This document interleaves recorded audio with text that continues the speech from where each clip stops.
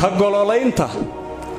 anigu guurka aad baan u jecelahay ilaa 3 goorna waan guursaday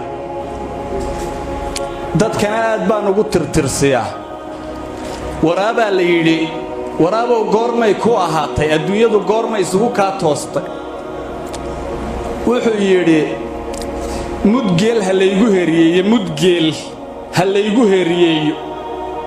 nafta nafisaga roon miyaad aragta mudgeel baa karbaash looga dhigaya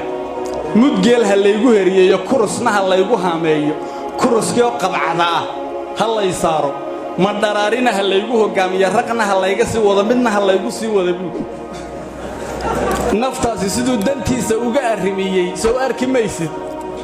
meel uu sigeedo ha ka wara meel saahood halagaaga si shita meel halagaala soo hadla meel la si hadal sidaas u bahalka bilicdiisna ayuu wax ku leeyahay